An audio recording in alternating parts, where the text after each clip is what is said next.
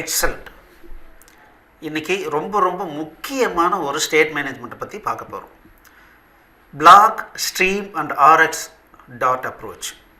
Black அப்படின்னா business logic component. Stream and RX dot, இதை பற்றி நம்ம தெரிஞ்சுக்கணும். ஸோ ஏன்னா இன்றைக்கி பார்த்தீங்க அப்படின்னா க்ளவுடை பேஸ் பண்ணி டேட்டா பேஸ் மேனேஜ்மெண்ட் பண்ணுறதுங்கிறது அன்அவாய்டபுளான ஒரு விஷயமாக ஆயிடுச்சு. இதுக்கு மேலே க்ரியேட் பண்ணுற அப்ளிகேஷன்ஸ் எப்படி இருக்கும் அப்படின்னா க்ளவுடில் இருக்கிற டேட்டா பேஸோட கம்யூனிகேட் பண்ணுற மாதிரி தான் இருக்கும். இந்த மாதிரி கம்யூனிகேஷன் பண்ணுறதுக்கு க்ளவுடில் க்ரியேட் பண்ணுற அப்ளிகேஷன் எப்படி க்ரியேட் பண்ணுறாங்கன்னா ஸ்ட்ரீம் ஜென்ரேட் பண்ணுற மாதிரி தான் ரெடி பண்ணுறாங்க. அப்போது இன்றைக்கி பார்க்குற இந்த மெத்தடை நம்ம தெரிஞ்சுக்கிட்டோம் அப்படின்னா நம்ம க்ளவுடில் இருக்கிற டேட்டா பேஸை ஈஸியாக ஆக்சஸ் பண்ணுறதுக்கு நம்மளால் எளிமையாக ப்ரோக்ராம் பண்ண முடியும். ரொம்ப சிம்பிள். மொத்தத்தில் கான்செப்ட் இதுதான். ஸோ நம்ம ஏற்கனவே பார்த்த மாதிரி இந்த ஸ்டேட் மேனேஜ்மெண்ட் அப்படிங்கிறது என்னென்னா, என்னுடைய டேட்டா ஒன்று ஒரு சர்வர்லேருந்து வரலாம், அப்படி இல்லை அப்படின்னா சர்வர்னுடைய சர்வீஸ், அதை தான் க்ளவுட் சர்வீசஸ்ன்னு சொல்கிறோம், அதிலேருந்து வரலாம், இல்லைன்னா லோக்கல்லையே கூட டேட்டா பேஸை ஏதாவது மெயின்டைன் பண்ணலாம். ஸோ எங்கே இருந்து நான் எடுத்தாலும் அந்த டேட்டா அந்த ஸ்க்ரீனில் இருக்கிற விட்ஜெட் எல்லா சப்ட்ரிக்கும் அவைலபிளாக இருக்கணும்னா என்ன பண்ணணும் அப்படிங்கிறத தான் நம்ம ஸ்டேட் மேனேஜ்மெண்ட்டில் நம்ம பார்த்துக்கிட்டு இருக்கோம். இன்றைக்கி நம்ம பார்க்க போகிறது ஸ்ட்ரீம் அப்ரோச். ஓகே, பிளாக் அப்படின்னா பிஸ்னஸ் லாஜிக் காம்பனண்ட்.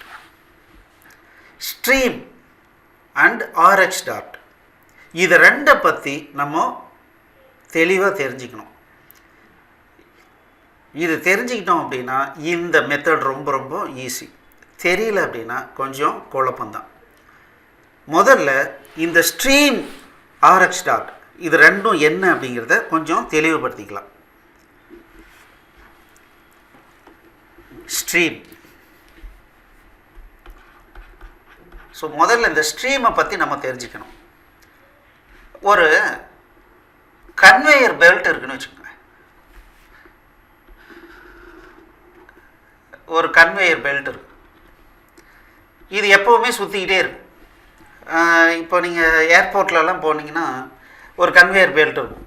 அது என்ன பண்ணுவாங்கன்னா நம்மளுடைய லக்கேஜ் எல்லாம் நம்ம போய் சேர வேண்டிய இடத்துல போயிட்டோம்னா அந்த கன்வேயர் பெல்ட்டில் போட்டுருவாங்க. அது கரெக்டாக சுற்றி வரும்போது நம்மளுடைய பேக் எதுன்றதை பார்த்து நம்ம எடுத்துக்குவோம். அந்த மாதிரி இந்த கன்வேயர் பெல்ட் அப்படிங்கிறது எதுக்கு யூஸ் பண்ணுவாங்கன்னா ஒரு பொருளை ஒரு இடத்துல இருந்து இன்னொரு இடத்துக்கு கையில் எடுத்துகிட்டு போகாமல் ஈஸியாக ட்ரான்ஸ்ஃபர் பண்ணுறதுக்கு கன்வேயர் பெல்ட் யூஸ் பண்ணுவாங்க. இதை நம்ம ஞாபகம் வச்சுக்கலாம். இதுதான் ஸ்ட்ரீம். அப்படின்னா என்ன, நான் இங்கே ஒரு பொருளை உள்ளே போட்டேன் அப்படின்னா இந்த பொருள் என்ன ஆகும், அப்படியே ட்ராவல் ஆகி இந்த எண்டுக்கு வரும். இந்த எண்டில் போட்டேன்னா அது இந்த எண்டுக்கு வரும். இப்போது இந்த இடத்துல நான் யாராவது ஒருத்தரை நிற்க வச்சு இதை இங்கே வரும்பா, இது வந்தவொடனே எடுத்துகிட்டு வந்துருங்க அப்படின்னு நான் சொல்கிறேன், இல்லை வந்த வாட்டி இதை பண்ணு அப்படின்னு சொல்கிறேன். இந்த மாதிரி இந்த கன்வேயர் பெல்ட்டை நம்ம யூஸ் பண்ணுறோம். The same thing happens here in stream. ஸ்ட்ரீம்னா என்னங்க சார், இந்த கன்வேயர் பெல்ட் தான் ஸ்ட்ரீம். இந்த கன்வேயர் பெல்ட்டில் நான் ஏதாவது ஒரு பொருளை நான் ஆட் பண்ணிக்கலாம். நான் ஆட் பண்ணனா என்ன பண்ணும், இந்த ஸ்ட்ரீம் என்ன பண்ணுன்னா இந்த கண்டென்ட்டை அப்படியே கொண்டு வந்து அடுத்த எண்டுக்கு வந்து சேர்த்தும். நான் இங்கே ஒரு ஆளை நிறுத்தியும் வைக்கலாம், நிறுத்தி வைக்காமையும் இருக்கலாம். நிறுத்தி வச்சா அவர்கிட்ட நான் என்ன சொன்னேனோ அவர் பண்ணுவார், அந்த வேலையை பண்ணுவார். சரிங்களா, இது என்னன்னு சொல்கிறோன்னா லிசன் அப்படின்னு சொல்கிறோம்.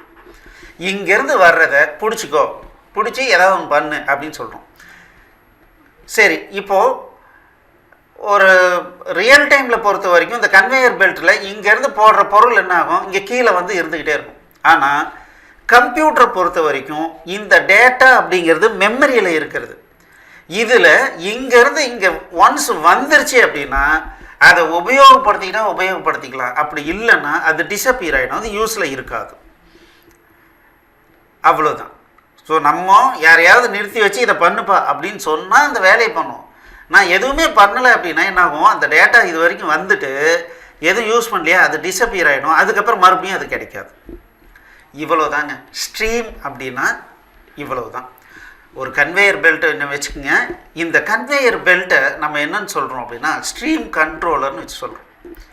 ஸ்ட்ரீம் கண்ட்ரோலர்னு சொல்கிறோம். இந்த ஸ்ட்ரீம் கண்ட்ரோலரில் கண்டிப்பாக 2 ஃபங்க்ஷனாலிட்டி இருக்கும். ஒன்று ஆட், நான் எந்த பொருளை போடணுமோ அந்த பொருளை நான் போடலாம். இதை இன்னொரு இடத்துல லிசன் பண்ணலாம். நான் வேறு ஒரு இடத்துல இருந்து இங்கேருந்து போடுற பொருளை நான் இங்கே லிசன் பண்ணலாம். இது ஸ்ட்ரீம்.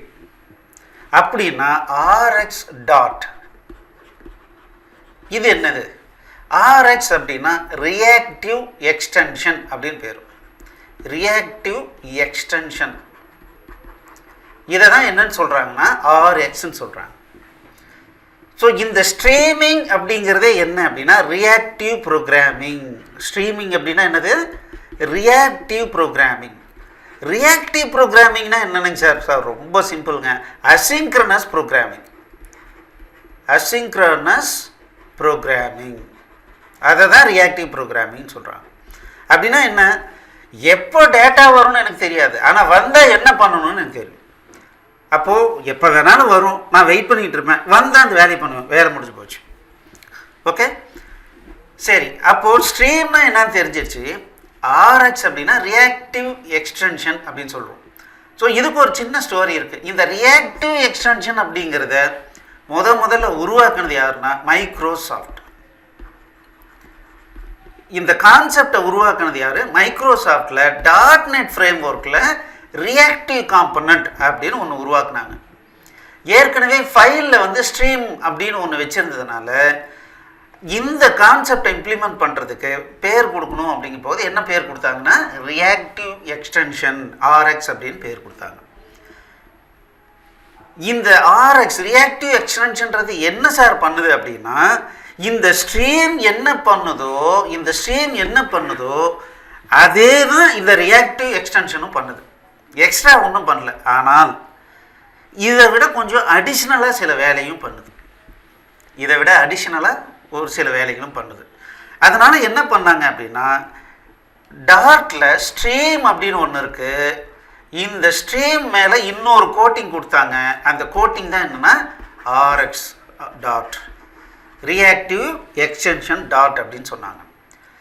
சரி, இதனால் ஒரே ஒரு அட்வான்டேஜ் நம்ம தெரிஞ்சுக்கலாம். என்ன அட்வான்டேஜ்னா ஒரு ஸ்ட்ரீம் அப்படின்னு எடுத்துட்டோம் அப்படின்னா லிசனர் ஒருத்தர் தான் இருக்கணும். ஆனால் ரியாக்டிவில் என்னென்னா ஒரு ஸ்ட்ரீமை எத்தனை பேர் வேணாலும் லிசன் பண்ணலாம். ஆட் ஓரியன்ட் தான், ஆனால் இதை என்ன பண்ணலாம், நிறைய பேர் லிசன் பண்ணலாம். ஏன்னா இது எல்லாமே மெமரி காம்பனண்ட் தானே. அப்போது எத்தனை பேர் லிசன் பண்ணாலும் அவங்களுக்குலாம் அந்த டேட்டாவை தள்ளி விட்டுருச்சுன்னா அதோட வேலை முடிஞ்சிடும். அப்போ அந்த டேட்டாவை டிபெண்ட் பண்ணியிருக்கிற ஒவ்வொருத்தரும் ஒவ்வொரு வேலையும் பண்ணலாம். ஸோ இதுவே பெரிய அட்வான்டேஜ் தானே. இவ்வளோ தாங்க, ரொம்ப சிம்பிள். பேசிக்கலாக ஸ்ட்ரீம்னா என்னன்னு தெரிஞ்சுக்கணும். ஸ்ட்ரீம் அப்படின்னா ஈஸியாக புரிஞ்சிக்கிறதுக்கு கன்வேயர் பெல்ட்டை ஞாபகம் வச்சுக்கோங்க. இந்த கன்வேயர் பெல்ட்டில் ஒரு பக்கத்தில் ஒரு பொருளை போட்டோம்னா இன்னொரு பக்கத்தில் அது வரும், அதை நம்ம எடுத்துகிட்டு போயிடலாம். ரொம்ப சிம்பிள். ஸோ நார்மலாக என்ன பண்ணுவாங்கன்னா பெரிய பெரிய இண்டஸ்ட்ரியில் ரா மெட்டீரியல் இங்கே இருக்கும். ரா மெட்டீரியல் ஒரு மரமே வச்சுக்கங்களேன், அந்த ரா மெட்டீரியல்லாம் வெட்டி இது மேலே போடுவாங்க. இதை பொருள் இந்த பக்கம் வந்து விடும். இங்கேருந்து எடுத்துகிட்டு ஒரு இது பார்த்திங்க அப்படின்னா இந்த கன்வேயர் பெல்ட்டு 1/2 கிலோமீட்டர் இருக்கும். இந்த 1/2 கிலோமீட்டர் போயிட்டு அந்த பக்கத்தில் ஒரு இடத்துல கொட்டும். அந்த இடத்துலேருந்து எடுத்து இண்டஸ்ட்ரியில் ஒரு இடத்துல ஒரு சிம்னிலையோ எதுலையோ ஒன்று யூஸ் பண்ண ஆரம்பிச்சிருவாங்க. ஸோ இதுதான் இந்த கன்வேயர் பெல்ட்டு நம்ம ஸ்ட்ரீம்னு வச்சுக்கணும். இதில் போடுற பொருள் நம்ம ஆட் அப்படின்னு சொல்கிறோம். அது வேற ஒரு எண்டில் நம்ம ரிசீவ் பண்ண போகிறோம், அது லிசன் அப்படின்னு சொல்கிறோம். இது ஞாபகம் வச்சுக்கோங்க. இது புரிஞ்சிடுச்சு அப்படின்னா ஸ்ட்ரீம் அப்படிங்கிறது ரொம்ப ரொம்ப ஈஸி. அவ்வளோதாங்க. ஓகே, இப்போது பிளாக் பிஸ்னஸ் லாஜிக் காம்பனண்ட்னா என்னன்னு தெரிஞ்சிடுச்சு. ரியாக்டிவ் அப்படின்னா asynchronous programming, asynchronous data and programming, இதுதான் ரியாக்டிவ்னு சொல்கிறோம். ஸ்ட்ரீம் அப்படின்னா என்ன நமக்கு தெரியுது. ஒரு கன்வேயர் பெல்ட்டு தான் ஸ்ட்ரீம். ஒரு பக்கம் போடுற டேட்டாவை இன்னொரு பக்கம் எடுத்துக்கிறோம். இந்த கன்வேயர் பெல்ட்டை நம்ம ஸ்ட்ரீம் கண்ட்ரோலர்னு சொல்கிறோம்.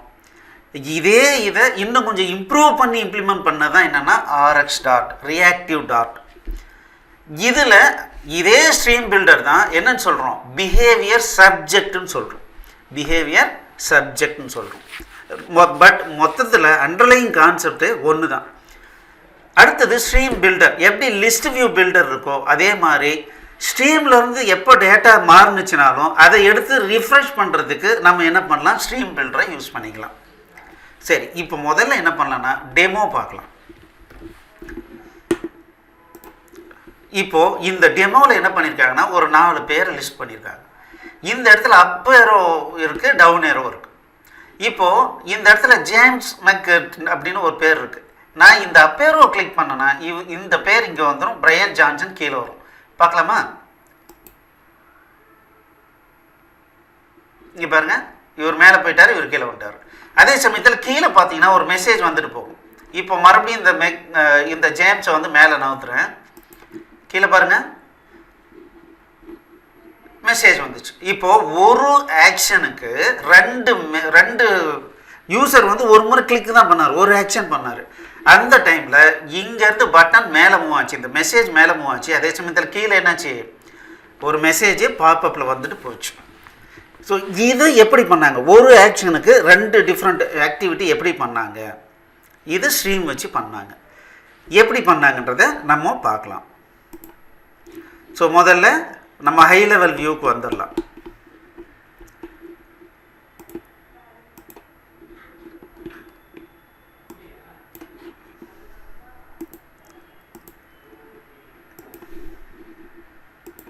ஓகே, ரொம்ப சிம்பிளுங்க. ஸோ கஸ்டமர் ஆப் விட்ஜெட் அப்படிங்கிறது தான் ஸ்டார்ட் அப் விட்ஜெட். இதுக்கு முன்னால் இருக்கிறது எல்லாம் பிஸ்னஸ் லாஜிக் இம்ப்ளிமெண்டேஷன். இதில் முக்கியமான விஷயம் என்னென்னா, இந்த பிளாக் ப்ரொவைடர் அப்படிங்கிறது என்ன அப்படின்னா இன்ஹெரிட்டட் விட்ஜெட். இன்ஹெரிட்டடை பேஸ் பண்ணி தான் நம்ம வந்து ரெடி பண்ணுறோம். ஸோ பேசிக்கலாக பார்த்தீங்க அப்படின்னா கஸ்டமர் என்னென்ன டேட்டா வேணுமோ அதை வந்து என்ன பண்ணுறோன்னா கஸ்டமர்னு வச்சுருக்கோம். இதில் பார்த்தீங்க அப்படின்னா ஓகே, ஸோ இதில் பார்த்தீங்க அப்படின்னா 4 ஃபீல்டு இருக்குது. ஒன்று என்ன அப்படின்னா ஃபர்ஸ்ட் நேம், இன்னொன்று லாஸ்ட் நேம், இன்னொன்று அப் பட்டன் டிஸ்பிளே பண்ணணுமா பண்ணக்கூடாதா, true or false, down button display பண்ணணுமா பண்ணக்கூடாதா, ட்ரூ ஆர் ஃபால்ஸ். இப்போது இந்த கேஸில் பார்த்தீங்கன்னா ஃபஸ்ட்டு ஐட்டம் இங்கே இருக்குது, இதை மறுபடியும் மேலே அப் பண்ண முடியுமா, ஏன்னா அதுதான் ஃபஸ்ட்டாக இருக்குது, இதுக்கு மேலே அப்போ மூவ் பண்ண முடியாது. அப்போது இதில் டவுன் பட்டன் மட்டும் இருந்தால் போதும். ஆனால் இந்த கேஸில் இந்த நேம் இருக்கிறத ஒன்று மேலேயும் கொண்டு போகலாம், இல்லை கீழேயும் கொண்டு வரலாம். அதனால் அப் டவுன் ரெண்டுமே ட்ரூவாக இருக்குது. ஸோ அந்த விஷயந்தான் இங்கே ஸ்டோர் பண்ணியிருக்காங்க. 4 விஷயம். ஒன்று பேர், அதுக்கப்புறம் அப் ஏரோ பட்டன் வேணுமா, டவுன் ஏரோ பட்டன் வேணுமா, இதுக்கு வச்சுருக்காங்க. இதை க்ரியேட் பண்ணும்போது இது ரெண்டையுமே ஃபால்ஸ்ன்னு வச்சுக்கிறாங்க. ஸோ இதில் பார்த்தீங்க அப்படின்னா ஏரோ ஃபங்க்ஷன் யூஸ் பண்ணியிருக்காங்க. நேம்னு கேட்டால் ஃபர்ஸ்ட் நேமையும் லாஸ்ட் நேமையும் ரிட்டர்ன் பண்ணுறாங்க. அப் பட்டன் ட்ரூவாக இருக்கா, டவுன் பட்டன் ட்ரூவாக இருக்கான்றதை ரிட்டர்ன் பண்ணுறதுக்கு ஃபங்க்ஷன் வச்சுருக்காங்க. ஓகே, அதுக்கப்புறம் ஈக்குவல் ஆப்ரேட்டர் போட்டிருக்காங்க. இந்த ஆப்ஜெக்ட்டு இதுக்கு ஈக்குவலாக இருக்கா அப்படின்னு கண்டுபிடிக்கிறதுக்கு ஃபர்ஸ்ட் நேமையும் லாஸ்ட் நேமையும் வச்சு கரண்ட் ஆப்ஜெக்ட்டுங்கிறது ஏற்கனவே இருக்கிற ஆப்ஜெக்டா அப்படின்னு கண்டுபிடிக்கிறதுக்காக ஈக்குவல் ஆப்ரேட்டர் யூஸ் பண்ணியிருக்காங்க. இதுக்கு ஒரு ஹேஷ் கோடு கொடுத்துருக்காங்க. ஓகே, இப்போது இது மெயின் டேட்டா, கஸ்டமருடைய டேட்டா இதில் இருக்குது. Business logic component.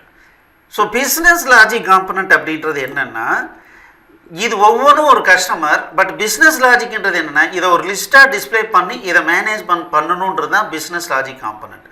அப்போது இதுக்கு என்ன தேவை, கஸ்டமர் லிஸ்ட் அப்படிங்கிறது தான் பிஸ்னஸ் இந்த நம்ம டிஸ்பிளே பண்ணக்கூடிய லிஸ்ட்டு. அப்போ இது என்ன பண்ணியிருக்காங்கன்னா ஒரு எம்டி அரேவை வச்சுருக்காங்க. ரைட், இதனுடைய கன்ஸ்ட்ரக்டரில் என்ன பண்ணியிருக்காங்க அப்படின்னா ஒரு கண்ட்ரோலர், ஸ்ட்ரீம் கண்ட்ரோலர் இருக்குது. அந்த ஸ்ட்ரீம் கண்ட்ரோலருக்கு லிசன் கொடுத்துருக்காங்க. ஸோ நம்ம ஏற்கனவே பார்த்தோம், என்ன பார்த்தோம், ஸ்ட்ரீம் கண்ட்ரோலர் அப்படிங்கிறது பில்டின்னா இந்த ஸ்ட்ரீம் அப்படின்ற கான்செப்ட் பில்டின்னா டார்ட்டில் இருக்குது. அதே சமயத்தில் ஆர்எக்ஸ் டாட் அப்படிங்கிறது ஒரு தனி பேக்கேஜ். அந்த பேக்கேஜ் எதை பேஸ் பண்ணி உருவாக்கியிருக்காங்க, மைக்ரோசாஃப்ட் உருவாக்குனா ரியாக்டிவ் காம்பனண்ட்டை பேஸ் பண்ணி ஆர்எக்ஸ் டாட்னு ஒன்று உருவாக்கியிருக்காங்க. ஓகே, இப்போது அப் பட்டன் கிளிக் பண்ணால் என்ன பண்ணும், டவுன் பட்டன் கிளிக் பண்ணால் என்ன பண்ணுங்கிறதுக்கு 2 கண்ட்ரோலரை யூஸ் பண்ணியிருக்காங்க. அதனுடைய ஸ்ட்ரீமை இங்கே லிசன் பண்ணுறாங்க. இந்த லிசனிங் அப்படிங்கிற இடத்துல நம்ம என்ன பண்ணோம், ஒரு ஃபங்க்ஷன் கொடுக்கணும். ஸோ நான் ஏற்கனவே சொன்னேன் இல்லைங்களா, ஒரு பக்கம் ஒரு பொருளை போடுறோம், அது இன்னொரு பக்கம் எடுக்கிறோம். அப்போ லிசன் அப்படிங்கிறது என்ன, வர பொருளை எடுத்து நான் என்ன பண்ணணுங்கிறது லிசன். சரிங்களா? இப்போது கன்ஸ்ட்ரக்டரில் என்ன பண்ணியிருக்காங்க, இது கொடுத்துருக்காங்க. அப்படின்னா முதல்ல இதை எங்கே க்ரியேட் பண்ணியிருக்காங்க அப்படின்னு பார்த்தோம் அப்படின்னம்னா, இங்கே பார்த்தீங்க அப்படின்னா இங்கே க்ரியேட் பண்ணியிருக்காங்க.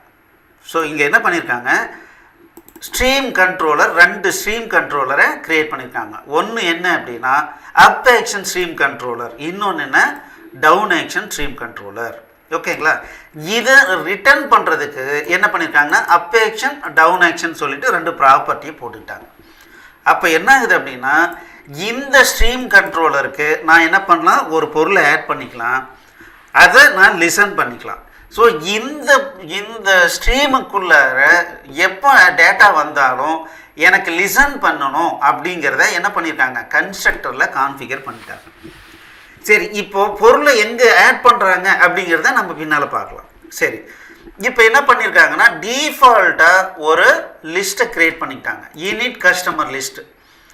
டிஃபால்ட்டாக என்ன பண்ணியிருக்காங்க, ஒரு 4 பேரை போட்டுட்டு இந்த 4 பேருக்கு வந்து இதனுடைய இண்டெக்ஸ் பொசிஷனை பேஸ் பண்ணி up arrow down arrow button வந்து எது எதுலாம் எப்படி இருக்கணுங்கிறத கான்ஃபிகர் பண்ண சொல்கிறாங்க. ஃபஸ்ட் ஐட்டத்துக்கு டவுன் ஏரோ மட்டும் இருக்கணும், லாஸ்ட் ஐட்டத்துக்கு அப் ஏரோ மட்டும் இருக்கணும், மற்ற 2 ஐட்டத்துக்கும் எப்படி இருக்கணும், ரெண்டு பட்டனுமே இருக்கும். அந்த லாஜிக்லாம் இதில் போட்டாங்க. அப்போது இது இங்கே இருக்குது. ரைட்டு. இப்போ பார்த்தீங்க அப்படின்னா எப்போவாவது அப் ஏரோ கிளிக் பண்ணாலோ இல்லை எப்போவாவது டவுன் ஏரோ கிளிக் பண்ணாலோ என்ன பண்ணணுங்கிறத 2 ஃபங்க்ஷன் க்ரியேட் பண்ணியிருக்காங்க, ஹேண்டில் அப்பு ஹேண்டில் டவுனு. ஸோ இப்போது அது என்ன பண்ணுதுன்னு இங்கே பார்க்கலாம், ஹேண்டில் அப்பு ஹேண்டில் டவுன். இப்போது அப் ஏரோ அந்த அப் பட்டன் கிளிக் பண்ணாங்கன்னா கூடவே என்ன பண்ணுறோம், ஒரு கஸ்டமரை பாஸ் பண்ணுறாங்க. அதை தான் இங்கே கொடுத்துருக்காங்க. நம்ம கண்ட்ரோலரை க்ரியேட் பண்ணும்போது நான் என்ன பாஸ் பண்ண போகிறேன் அப்படிங்கிறத இங்கே மென்ஷன் பண்ணியிருக்காங்க, கஸ்டமரை பாஸ் பண்ண போகிறேன்ட்டு. அப்போ என்ன ஆகும், ஆட்டோமேட்டிக்காக லிசன் பண்ணும்போது நமக்கு கண்ட்ரோலரில் இந்த கஸ்டமர் வந்து வந்துடும் உள்ள. அப்போ இங்கே என்ன பண்ணுறாங்கன்னா ஒரு ஸ்வாப் அப்படிங்கிற ஃபங்க்ஷனை கொடுத்துருக்காங்க. அப்படின்னா என்னன்னா அப் அப்படின்னா கரண்ட் பொசிஷனில் இருக்கிறத டெலீட் பண்ணிவிட்டு அதை என்ன பண்ணுறாங்க, இதுக்கு முன்னால் இண்டெக்ஸ் பொசிஷனில் இன்சர்ட் பண்ணுறாங்க. அது இந்த ஸ்வாப் பட்டனை இந்த ஸ்வாப் ஃபங்க்ஷன் பார்த்தா நமக்கு தெரியும். இன்சர்ட் பண்ணிவிட்டு அதுக்கு தகுந்த மாதிரி என்ன பண்ணுறாங்க, பட்டன் பொசிஷனை எதுக்கெல்லாம் மறுபடியும் லிஸ்ட்டை எடுத்து button position up arrow down arrow இல்லை ரெண்டுமே வரணுமா அப்படிங்கிறதெல்லாம் கான்ஃபிகர் பண்ணிக்கிறாங்க. ஓகேங்களா? ஹேண்டில் அப்பில் இப்போது இங்கே என்ன பண்ணுறாங்க அப்படின்னா கஸ்டமர் லிஸ்ட் கரண்ட்லி என்ன லிஸ்ட் இருக்கோ இதை ஒரு ரியாக்டிவ் காம்பனண்ட்டில் ஆட் பண்ணுறாங்க. இங்கே தான் ஒன்று கவனிக்கணும். ஸோ இப்போ ஃபஸ்ட்டு பார்த்தீங்கன்னா யூசர் பட்டன் கிளிக் பண்ணால் அதை லிசன் பண்ணுறதுக்கு என்ன பண்ணுறாங்க, ஒரு தனி ஸ்ட்ரீமை யூஸ் பண்ணுறாங்க. அது என்ன ஸ்ட்ரீமு, டிஃபால்ட்டாக இருக்கக்கூடிய கண்ட்ரோலர் ஸ்ட்ரீம்ஸ், அதாவது டார்க்லேயே இருக்கிற பில்டின் ஸ்ட்ரீம் கண்ட்ரோலர் யூஸ் பண்ணுறாங்க. ஆனால் எனக்கு வந்து லிஸ்ட்டு ரெஃப்ரெஷ் பண்ணும்போது எனக்கு என்ன பண்ணும், ஒரு வேலை பண்ணும். அதுக்கு என்ன பண்ணுறாங்க, பிஹேவியர் சப்ஜெக்ட் அப்படின்னு யூஸ் பண்ணுறாங்க. நம்ம பார்த்தீங்கன்னா மேலே லிஸ்ட்டு மாறுது, கீழே மெசேஜும் மாறுது. அப்போ மெசேஜுக்கு ஒரு தனி ஸ்ட்ரீம் வச்சுருக்காங்க, அதே சமயத்தில் லிஸ்ட்டுக்கு ஒரு தனி ஸ்ட்ரீம் வச்சுருக்காங்க. இது ரெண்டுமே பிஹேவியர் சப்ஜெக்டை யூஸ் பண்ணியிருக்காங்க. இந்த பிஹேவியர் சப்ஜெக்ட் அப்படிங்கிறது என்ன அப்படின்னா RX component, reactive extension component. மொத்தத்தில் இது ஸ்ட்ரீம் கண்ட்ரோலர் மாதிரியே தான், ஒன்றும் பெருசாக ஒன்றும் வித்தியாசம் கிடையாது. ஸோ இங்கே யூஸ் பண்ணியிருக்காங்க. பட் இதுக்கு எப்படி வந்து டேட்டாவை போடுறாங்க, இங்கே பார்த்தீங்கன்னா கஸ்டமர் லிஸ்ட் ஸ்ட்ரீம்னு இருக்குது. இதுக்கு எப்போ டேட்டா ஆட் பண்ணுறாங்க அப்படின்னு பார்த்தோம்னா ஹேண்டில் அப்லேயும் ஹேண்டில் டவுன்லேயும் என்ன பண்ணுறாங்க, லிஸ்ட்டையும் மெசேஜ் என்ன டிஸ்பிளே பண்ணுமோ அதை ஆட் பண்ணுறாங்க. அப்போது இங்கே ஆட் பண்ணால் ஆட்டோமேட்டிக்காக என்ன ஆகும், வேற ஒரு இடத்துல வரும். இங்கே போடுறத எங்கே லிசன் பண்ணுறாங்க அப்படிங்கிறத நம்ம பார்க்க போகிறோம். ஸோ இப்போ என்ன ஆயிடுச்சு அப்படின்னா பிளாக் காம்பனண்ட்டில் 2 செட் ஆஃப் இது போட்டிருக்காங்க. ஒன்று என்னென்னா பட்டனை அப் பட்டன் கிளிக் பண்ணால் ஒரு ஸ்ட்ரீம், டவுன் பட்டன் கிளிக் பண்ணால் ஒரு ஸ்ட்ரீம். அதே சமயத்தில் அப் பட்டன் கிளிக் பண்ணாலோ டவுன் பட்டன் கிளிக் பண்ணாலோ மெசேஜ் வரணும், லிஸ்ட்டு மாறணும். அது அப்படியே அந்த லிஸ்ட்டையே ஹேண்டில் பண்ணுறதுக்கு என்ன பண்ணியிருக்காங்கன்னா தனியாக ஒரு 2 ஸ்ட்ரீமை யூஸ் பண்ணியிருக்காங்க. அது ரியாக்டிவ் ஸ்ட்ரீம். சரி, இப்போ என்ன பண்ணியிருக்காங்க அப்படின்னு பார்த்தோம் அப்படின்னா இன்ஹெரிட்டட் விட்ஜெட்டில் இந்த பிளாக்கை வந்து கொண்டு வந்துட்டாங்க. ஸோ இதை தான் என்ன பண்ணுறாங்க, இந்த ஸ்ட்ரீம் ஆப்ரேஷனை ஒரு ப்ராப்பர்ட்டியாக உள்ளே கொண்டு வந்துடுறாங்க. எதற்குள்ளார ஒரு இன்ஹெரிட்டட் விட்ஜெட்டை பேஸ் பண்ணி ஒரு கிளாஸ் கிரியேட் பண்ணியிருக்காங்க. அதில் என்ன பண்ணிட்டாங்கன்னா ப்ராப்பர்ட்டியாக கொடுத்துட்டாங்க. இதை பராமீட்டராக நம்ம என்ன பண்ணுறோம், கிரியேட் பண்ணும்போதே பாஸ் பண்ணுறோம். ஸோ எப்பயும் போல் இன்ஹெரிட்டட் ஆப்ஜெக்ட் அப்படின்னா இது வந்து என்ன பண்ணணும், கம்பல்சரியாக இந்த ஏரோ ஃபங்க்ஷன் போடணும். இதுதான் என்ன பண்ண போகுது, டாட் ஆஃப்னு கொடுத்தா இந்த கான்டெக்ஸ்ட்டை பேஸ் பண்ணி இந்த பிளாக் ப்ரொவைடரை ரிட்டர்ன் பண்ண போகுது. இந்த பிளாக் ப்ரொவைடர் அப்படிங்கிறது என்னது, இந்த டேட்டாவை பேஸ் பண்ணி தான் நான் அப் ஏரோ டவுன் ஏரோ ஆக்ஷன்லாம் பண்ண போகிறேன். ரைட். இப்போ என்ன பண்ணியிருக்காங்கன்னா கஸ்டமர் அப்ளிகேஷன் விட்ஜெட்டை வந்து இங்கே இனிஷியலாக போட்டிருக்காங்க. ரைட். இங்கே என்ன பண்ணியிருக்காங்க, பிளாக் அப்படிங்கிறத புதுசாக க்ரியேட் பண்ணி எல்லாத்துக்கும் மேலே இந்த பிளாக் ப்ரொவைடரை இன்ஹெரிட்டட் விட்ஜெட்டு வந்து இந்த பிளாக் ப்ரொவைடர். அப்போ இதுக்கு ப்ராப்பர்ட்டியாக பிளாக்கையும் இந்த டேட்டாவையும் இந்த கஸ்டமர் லிஸ்ட்டை வந்து சைல்டாகவும் கொடுத்துட்டாங்க. அப்போது இதுதான் ஆக்சுவலாக என்னென்னா நமக்கு லிஸ்ட்டு வர்றதுக்கு உண்டான கோடிங். ஓகே, இந்த லிஸ்ட்டுக்குள்ளார என்ன பண்ணியிருக்காங்க அப்படின்னு பார்த்தோம் அப்படின்னா, so first block provider off போட்டுட்டு அந்த பிளாக் டேட்டாவை பிஸ்னஸ் லாஜிக் காம்பனண்ட்டை எடுத்துக்கிட்டாங்க. சரி, எடுத்துக்கிட்டு என்ன பண்ணியிருக்காங்க அப்படின்னா இங்கே ஸ்ட்ரீம் பில்டரை யூஸ் பண்ணி இங்கே பார்த்தீங்கன்னா ஸ்ட்ரீம் அப்படின்ற ஒரு ப்ராப்பர்ட்டி இருக்குது. இதில் என்ன பண்ணிட்டாங்க, கஸ்டமர் லிஸ்ட் ஸ்ட்ரீமை வந்து கொடுத்துட்டாங்க. இதுவும் என்ன அப்படின்னா லிஸ்ட் வியூவும் ஒன்று தான், லிஸ்ட் வியூ பில்டரும் இதுவும் ஒன்று தான். பட் என்னென்னா லிஸ்ட் வியூன்றது நம்ம டேட்டா ஃபிக்ஸடாக கொடுக்குறோம். இங்கே என்ன ஆகுது அப்படின்னா ஸ்ட்ரீம் பில்டரு ஸ்ட்ரீமில் எப்போ சேஞ்ச் ஆனாலும் ஆட்டோமேட்டிக்காக கரண்ட் லிஸ்ட்டை பேஸ் பண்ணி கரண்ட் டேட்டாவை பேஸ் பண்ணி லிசன் பண்ணி இதை ஆட்டோமேட்டிக்காக பில்டு பண்ணி கொடுத்துரும். அவ்வளோதான், ரொம்ப சிம்பிள். Okay, right. இப்போது இங்கே பார்த்தீங்க அப்படின்னா மெசேஜ் ஸ்ட்ரீம்னு ஒன்று இருக்குது நம்மக்கிட்ட. ஸோ இந்த இடத்துல பார்த்தீங்கன்னா உள்ளே வரும்போது கன்ஸ்ட்ரக்டரில் என்ன பண்ணியிருக்காங்க அப்படின்னா இங்கே மெசேஜ் ஸ்ட்ரீமை லிசன் பண்ணியிருக்காங்க. ஸோ இங்கே பாருங்கள், இந்த கஸ்டமர் லிஸ்ட்டு விட்ஜெட்டுக்கு மெசேஜ் ஸ்ட்ரீமை பாஸ் பண்ணுறாங்க. அப்போ என்ன ஆகுது அப்படின்னா இதில் இங்கே மெசேஜை லிசன் பண்ணியிருக்காங்க. ஸோ மெசேஜை லிசன் பண்ணோன்னா அதை டிஸ்பிளே பண்ணுறதுக்கு ஸ்நாக் பாரில் டிஸ்பிளே பண்ணுறதுக்கு உண்டான கோடிங்கை இங்கே போட்டாங்க. அப்போ என்ன ஆகுது, எப்போல்லாம் மெசேஜ் அங்கே ஆட் ஆக போகுதோ அப்போ என்ன ஆகும், இங்கே லிசன் ஆகும். இங்கே லிசன் ஆகும்போது அந்த மெசேஜ் வரும். அப்போ ஆட்டோமேட்டிக்காக என்ன பண்ணும், ஸ்நாக் பாரில் டிஸ்பிளே வந்துடும்.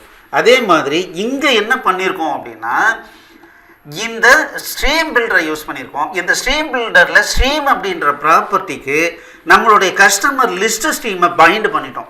இது எதுக்கு சமம்னா லிசன் பண்ணுறதுக்கு சமம். அப்போ என்ன ஆகும், எப்பெல்லாம் லிஸ்ட்டில் சேஞ்ச் ஆகுதோ அங்கே ஆடுன்னு கொடுக்குறாங்களோ அப்போ என்ன ஆகும், இந்த லிஸ்ட்டு ரீபில்ட் ஆகும். ரீபில்ட் ஆகும்போது என்ன ஆகுது, நமக்கு டிஸ்பிளே வருது.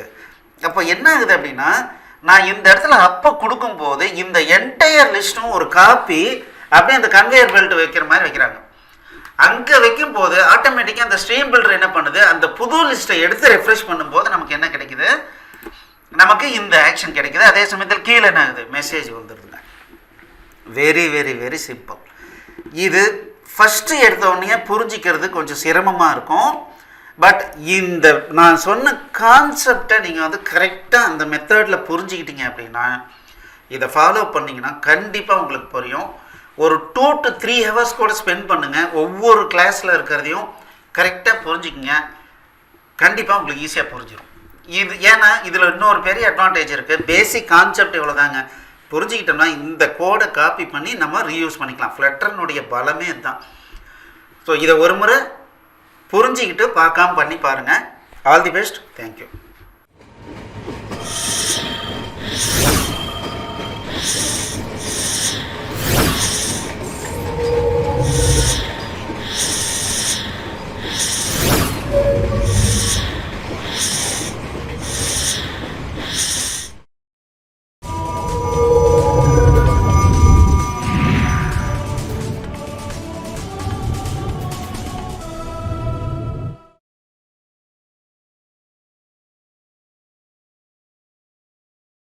இந்த வீடியோ உங்களுக்கு பிடிச்சிருந்ததுன்னா எங்களுடைய யூடியூப் சேனலுக்கு முதல்ல சப்ஸ்கிரைப் பண்ணிக்கோங்க.